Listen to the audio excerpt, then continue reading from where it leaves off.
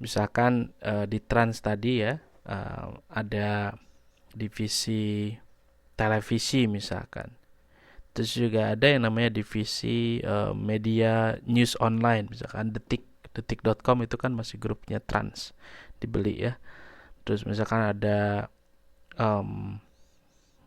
divisi taman hiburan, misalkan Trans TV kan punya beberapa tempat hiburan, misalkan di Makassar dan juga di Bandung misalkan ya. Nah, ini menjadi sebuah apa ya? Masih putus-putus sekarang suaranya? Sekarang gimana suaranya? Oke. Jadi itu merupakan pembagian secara divisional ataupun divisional structure. Selanjutnya ada yang namanya geographical structures ataupun berdasarkan area daerah. Misalkan di sini ada contohnya di 323, misalkan ada direktur IT. Jadi direktur IT ini dalam satu perusahaan, misalkan ya, perusahaan namanya Apple. Jadi produknya iPhone ya. Misalkan sobat P semuanya, kalau misalkan teman-teman punya informasi mungkin, jadi bahwa iPhone ini kan tidak diproduksi di satu tempat saja gitu ya. Jadi ada juga yang sifatnya assembling ataupun dirangkai gitu ya.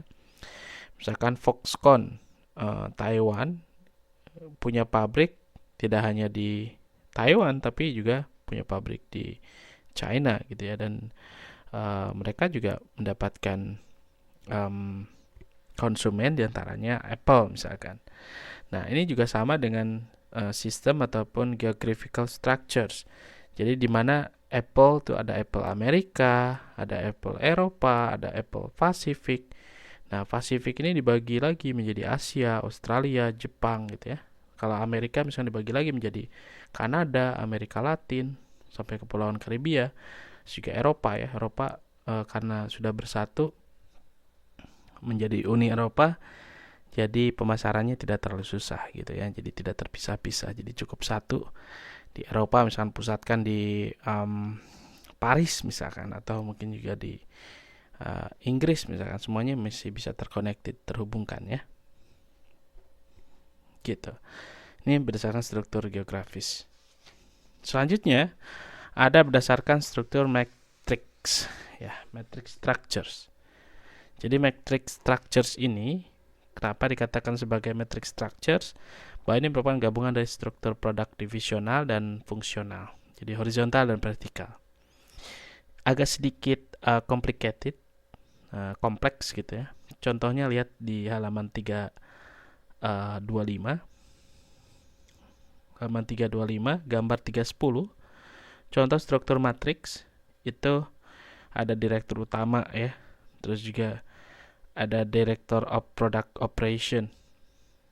Nah, ada Design Vice President, terus juga ada Manufacturing Vice President, ada Marketing Vice President, ada Controller, ada Procurement Manager, ya ada Manager.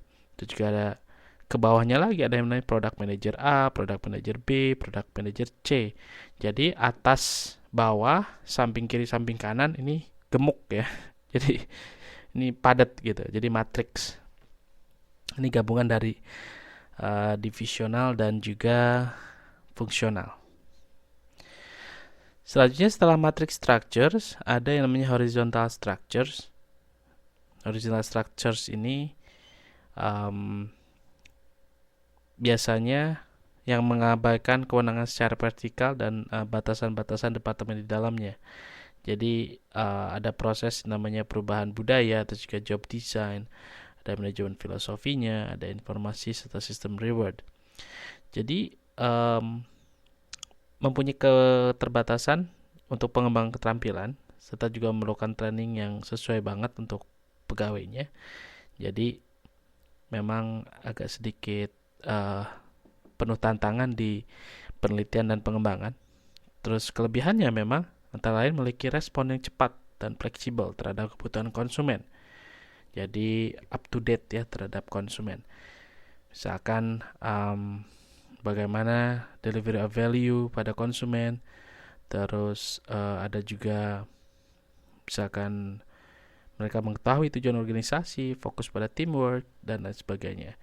Proses ini bisa dilihat di gambar 3.11, contoh struktur horizontal. Jadi top management team itu ada di atasnya.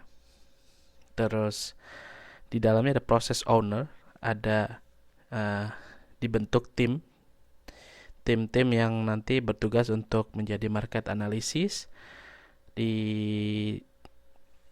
semacam juga researcher, dijadikan semacam juga product planning, ada juga testing, terus masuk ke customer, proses pengembangan produk baru. Kalau misalkan untuk produksinya, mereka biasanya melakukan proses analisis, ada proses purchasing, pembelian, ada proses material flow ataupun kebutuhan-kebutuhan produksi material-material yang dibutuhkan. Terus juga ada yang namanya distribusi gitu ya, kepada customer ataupun kepada pelanggan gitu, customer. Jadi itu untuk contoh struktur horizontal. Nah, selanjutnya ada yang namanya modular structures ataupun virtual network organization. Nomor 7 ya. Jadi struktur organisasi yang memungkinkan perusahaan melakukan proses subkontrak dengan perusahaan lain dan mengkoordinasikan aktivitasnya dari small headquarters organization. Dan kelemahan struktur ini memang manajer tidak dapat mengontrol langsung pada beberapa aktivitas karyawan. Jadi memerlukan waktu untuk mengatur hubungan, dan konfliknya sangat potensial sekali dengan kontrak partnernya. Jadi berdasarkan kepercayaan ini ya, jadi jika partnernya gagal dalam menyelesaikan kerjanya, maka loyalitas karyawan, budaya organisasi ini akan menjadi lemah dan juga bisa digantikan oleh kontrak partner tadi gitu ya. Jadi bukan dari pusatnya. Jadi ini contohnya bisa dilihat di 3.12, gambar 3.12 di halaman 327, contoh struktur modular. Ini contohnya perusahaan publisher ataupun penerbit, Premier Plus Publishing. Dia mempunyai tempat ini ya, kayak semacam printing, percetakan, tapi grafik modul dan lain sebagainya. Terus juga kayak advertising. Mereka punya Strawberry Hill editorial service module. Terus juga ada creative design incorporation graphic module, ada target communication, ada public relation module, ada ANZ print shops printing module. Jadi ada banyak perusahaan yang disubkontrakkan. Jadi Premier Plus Publishing itu misalkan bikin majalah. Nah, Strawberry Hill ini bikin editorial isinya misalkan. Creative design ini mungkin memberikan ataupun menyumbangkan pikirannya lewat foto-fotonya. Terus target communication ini menjadi misalkan pemasarannya. Terus ANZ Print Shop ini menjadi perusahaan pencetaknya. Jadi tidak mempunyai tenaga dan perusahaan sendiri, tapi dia mensubkontrakkan. Jadi mengkontrakkan gitu, memberikan kesempatan ke orang lain untuk mengerjakannya. Selanjutnya ada hybrid structures ataupun boundaryless organization. Silakan dilihat gambarnya. Nggak ada gambarnya. Jadi nggak ada gambarnya nih. Jadi organisasi ini sering mempergunakan struktur hybrid, mengkombinasikan karakteristik dari berbagai macam pendekatan yang dibuat spesifikasinya.